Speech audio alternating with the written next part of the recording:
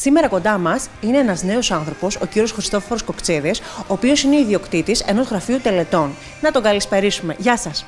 Καλησπέρα, καλώς ήρθατε στο γραφείο μου. Λοιπόν, είναι ένας άνθρωπος, τον οποίο εγώ τον ξέρω χρόνια προσωπικά. Είναι ένας άνθρωπος ο οποίος αντιμετωπίζει την δουλειά του με πάρα πολύ σεβασμό και πάρα πολύ αξιοπρέπεια. Και σήμερα θα μας μιλήσει, να μας πει το πώς είναι να είναι ιδιοκτήτης ενός γραφείου τελετών. Λοιπόν, Χριστόφορο, να μιλάμε στον Ανικό γιατί σε γνωρίζω. Λοιπόν, πες μας λίγο, πώς ξεκίνησες να ασχολείσαι με αυτό το επάγγελμα? Σαν ιδέα ποτέ δεν υπήρχε από το μυαλό μου ότι θα μπορούσα ποτέ να κάνω αυτή τη δουλειά. Μέχρι κάποια χρόνια αρκετά μεγάλης ηλικίας δεν θα μπορούσα ποτέ να παρευρεθώ σε μια τελετή. Κάπου είδα ότι υπάρχει μια αγγελία ότι αναζητάνε προσωπικό σε ένα χωριό δίπλα που έμενα. Από εκεί ξεκίνησα. Εντάξει, το πρώτο σοκ που αντίκρισα όταν είδα έναν άνθρωπο, ναι, είναι δύσκολο. Σιγά σιγά με το δεύτερο, με το τρίτο άρχισα να το ξεπερνάω και έτσι εξοικειώθηκα λίγο με την ιδέα και άρχισε και να μου αρέσει αυτή η δουλειά και τη συνέχισα. Ναι. Λοιπόν, και πες μας λίγο πώς γεννήθηκε η ιδέα να γίνεις ιδιοκτήτης, να ανοίξεις το δικό σου το γραφείο? Σαν ιδέα ποτέ δεν υπήρχε στο μυαλό μου, γιατί εντάξει, θέλει ένα κόστος, ένα budget, ένα καλό budget για να ξεκινήσει κάτι. Περνούσε πάντως από το μυαλό μου έτσι, σκέψεις πόσα μπορούσα να είχα ένα γραφείο δικό μου. Μετά, έτσι όπως το συζήτησα με τους δικούς μου ανθρώπους, αδέλφια, ξαδέλφια, και αυτοί οι άνθρωποι με στήριξαν και έτσι μπόρεσα, δηλαδή με τα πρώτα βήματα που ξεκίνησα, ήταν χάρη σε αυτούς, τους δικούς μου ανθρώπους. Και το ανοίξαμε, να κάναμε το ξεκίνημα. Και ο κόσμος πώς αντιμετωπίζει στο πρώτο άκουσμα γενικά?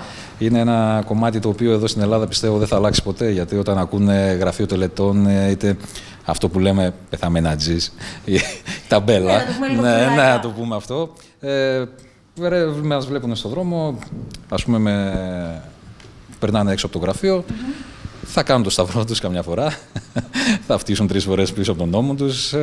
Εντάξει, κάποιες φορές είναι αστεία πράγματα, κάποιες φορές λες, εντάξει, δεν είναι κάτι το...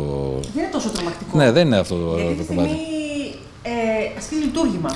Δεν είναι δουλειά αυτό. Ναι, είναι κάποια πράγματα τα οποία πρέπει λίγο να...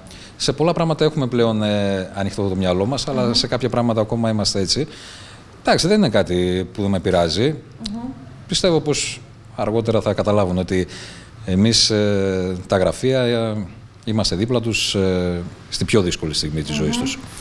Να ρωτήσω λίγο κάτι. Για να επιλέξει κάποιος να έχει κάποιο γραφείο τελετών ή να δουλέψει σε κάποιο γραφείο τελετών, πρέπει να είναι εξοικειωμένος με την ιδέα του θανάτου? Θα πρέπει, πιστεύω, όχι μόνο με την ιδέα του θανάτου, θα πρέπει να είναι εξοικειωμένος, όπως και εγώ όταν ξεκίνησα. Είναι αυτό όταν άμα δεν δεις 1, 2, 3 φορές έναν άψυχο άνθρωπο, να εξοικειωθείς, δηλαδή άλλο και να τον βλέπεις και άλλο να τον περιποιηθείς, να τον πιάσεις, δηλαδή να τον καθαρίσεις, να τον πλένεις, δηλαδή να κάνεις πράγματα τα οποία δεν είναι και τα πιο ευχάριστα που θα μπορούσες να κάνεις. Δεν έχεις να κάνεις με έναν ζωντανό άνθρωπο και δεν ξέρεις και σε τι κατάσταση θα παραλάβεις έναν άνθρωπο για να τον φέρεις σε κατάσταση τίμια, αξιοπρεπέστατη για τον άνθρωπο που επέλεξε το γραφείο για τη πιο δύσκολη στιγμή της ζωής του, δηλαδή τον αποχαιρετισμό. Ναι, αυτό ακριβώς. Υπήρξε έτσι κάποια στιγμή στη δουλειά σου να δυσκολεύτηκες, να ένιωσες τον εαυτό σου, να συναισθηματικά έτσι να έχεις επηρεαστεί πάρα πολύ? Το πιο δύσκολο κομμάτι σε αυτή τη δουλειά σίγουρα είναι αυτό που είπα και πριν. Δεν ξέρεις το τι θα αντιμετωπίσεις, τι θα συναντήσεις σε κάθε τηλεφώνημα, σε κάθε κάλεσμα που θα γίνει. Το πιο δύσκολο κομμάτι πιστεύω για όλα τα γραφεία είναι αυτά που λέμε τα λευκά φέρετρα, που κανένας δεν θέλει να παίρνει τις δουλειές, αλλά όταν θα σε καλέσουν δεν μπορείς να πεις όχι.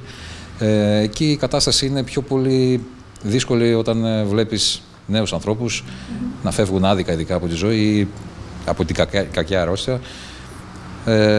Είναι το κλίμα βαρύ, είναι μια κατάσταση ψυχολογικά πολύ πιο δύσκολη από το να αντιμετωπίσεις μια κατάσταση που σε πιο μεγάλη ηλικία, αυτό ακριβώς. Όχι πως Όταν φεύγει, χάνει κάποιος τον άνθρωπό του. Είναι, όσο και δεν έχει σημασία αυτό. Πάλι η απώλεια είναι απώλεια. Απλά όταν βλέπεις νέους ανθρώπους είναι και το κλίμα λίγο πιο δύσκολο σε όλη αυτή. Πιστεύω ότι αυτές είναι οι πιο δύσκολες καταστάσεις που συναντάω σε αυτή τη δουλειά. Ευτυχώς ακόμα δεν έχω συναντήσει πάρα πολλές, αλλά έχω συναντήσει και ήταν δύσκολες οι καταστάσεις. Χριστόφορε, σε αυτή τη φάση γενικά πρέπει όταν ας πούμε παίρνουν ένα τηλέφωνο για να πας να κάνεις όλο αυτό το λειτουργήμα, πρέπει να είσαι ψυχολόγος δηλαδή σε όλο αυτό? Σε αυτή τη δουλειά πιστεύω πως πρέπει να παίζεις πολλούς ρόλους. Ένας σημαντικός είναι, όπως είπες, ψυχολόγος, γιατί ο άνθρωπος όταν θα σε πάρει τηλέφωνο είναι σε πολύ άσχημη ψυχολογική κατάσταση. Όπως είπαμε, δεν έχει σημασία η ηλικία, χάνει τον άνθρωπό του, δεν είναι καλά ψυχολογικά και θα πρέπει να τον αντιμετωπίσεις, να τον συμβουλέψεις, γιατί ίσως μπορεί να είναι και η πρώτη φορά που χάνει κάποιον άνθρωπο. Δεν ξέρει να κάνει κάποιες διαδικασίες που χρειάζονται, που απαιτούνται για μια τελετή. Οπότε θα πρέπει και να είσαι ψυχολόγος και να του τα εξηγείς πολλές φορές, να έχεις την υπομονή να του το εξηγείς, να έχεις πάντα το χαμόγελο, να έχεις πάντα τη διάθεση, να έχεις πάντα την όρεξη να τον δείξεις, να τον πάρεις και ίσως καμιά φορά και από το χέρι να τον πάρεις, γιατί καμιά φορά τα γραφεία δεν μπορούν να κάνουν όλη τη διαδικασία. Θα πρέπει οι συγγενείς να αναλάβουν όλη αυτή κάποια διαδικασία, ένα μικρό κομμάτι. Αλλά ίσως ο άνθρωπος να μην το ξέρει και απλά θα πρέπει να τον πάρεις μαζί του και να του πεις ότι θα πάμε από εδώ, θα πάμε από εκεί, να τον βοηθήσεις και θα το εκτιμήσεις αυτό, αλλά είναι και ένα κομμάτι της ζωής, ένα κομμάτι της δουλειάς, το οποίο θα πρέπει να γίνει και σαν ψυχολόγος, σαν γραφείο. Να τον κατευθύνεις. Ναι, αυτό ακριβώς. Και να τον κατευθύνεις, να τον συμβουλέψεις, να τον στηρίξεις εκείνη τη δύσκολη στιγμή. Μπορεί να κάτσει να θέλει να κλάψει. Μπορεί να σε νιώσει τόσο κοντά σου που να θέλει να σου πει κάποια πράγματα, να κάτσεις να τον ακούσεις. Δηλαδή, ώρες. Δεν θα το κάνεις. Εκείνη τη στιγμή, πιστεύω ότι εκείνη τη στιγμή δεν βλέπει κάτι άλλο. Βλέπει εσένα η οικογένεια. Είναι το μόνο σίγουρο. Πιστεύω πως εκείνη τη στιγμή πιο πολύ μιλάει με τον άνθρωπο που θα αναλάβει όλη αυτή τη διαδικασία, δηλαδή τα γραφεία, παρά με κάποιον δικό του συγγενή, γιατί στα χέρια του εμπιστεύεται κάποιον αγαπημένο και θέλει να είναι όλα όπως θα ήθελε, αν είχε τη δυνατότητα να τα κάνει αυτός με τα δικά του χέρια, αλλά απλά δεν μπορεί, είτε δεν το ξέρει και το εμπιστεύεται στα δικά μας τα χέρια. Χριστόφορε, όπως είπαμε πριν, είπαμε ότι συναισθηματικά σίγουρα επηρεάζεσαι. Εγώ ήθελα να σε ρωτήσω αν έχεις ταυτιστεί με κάποια έτσι... Αρκετές φορές όταν φεύγουν νέοι άνθρωποι, εκεί είναι πολύ δύσκολη η κατάσταση, όπως είπα και πριν. Εκεί είναι που λέμε ότι κλαίμε όλοι. Δηλαδή αυτό το κλάμα από τους συγγενείς, ειδικά το μυρολόγιο της μητέρας, δεν αντέχεται. Εκεί είναι το δύσκολο κομμάτι που αντιμετωπίζουμε σαν γραφεία. Δεν ξέρεις τι να πεις, δεν ξέρεις το τι να κάνεις, δεν ξέρεις. Προσπαθείς να είναι κινήσεις σου να είναι μετρημένες και να μην φαίνεσαι πολύ.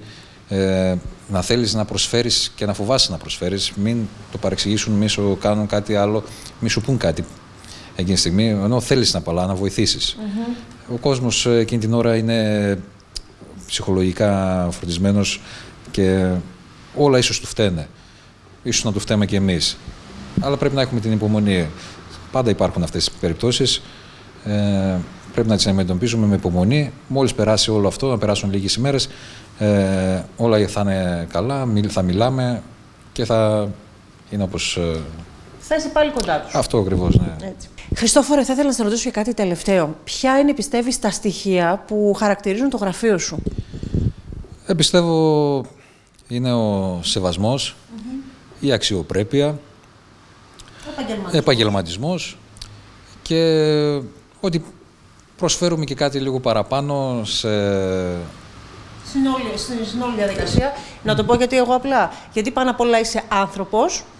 Έτσι, καταλαβαίνεις γενικά, πιστεύω, το τι γίνεται έξω, σίγουρα, οικονομική κρίση, οπότε θέλεις σαν άνθρωπος, γιατί εγώ πιστεύω έτσι σαν χαρακτήρας, να προσφέρεις το κάτι παραπάνω, οπότε έτσι αποδεικνύεις και τον επαγγελματισμό σου. Και αυτό και ο κόσμος, ότι από αυτό το πράγμα, δηλαδή από τα λόγια που ακούω στο τέλος, ότι το βλέπει και το αναγνωρίζει και αυτό είναι η μεγαλύτερη ανταμοιβή για μένα σαν γραφείο, ότι τα λόγια τους.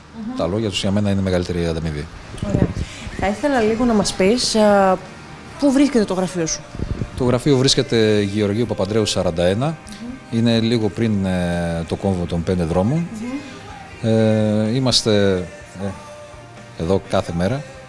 24 ώρες, 24 ώρες. Και δίπλα σε όλους. Και δίπλα σε όλους, με σεβασμό πάνω απ' όλα. Έτσι. Λοιπόν, σας ευχαριστούμε πάρα πολύ. Να είστε καλά και ευχαριστώ πάρα πολύ τον κύριο Κοκτσίδη Χριστόφορο, τον ιδιοκτήτη του Γραφείου Τελετών Κοκτσίδης. Να είστε καλά. Ευχαριστώ πάρα πολύ. Σας ευχαριστώ. Καλή συνέχεια. Γεια σας.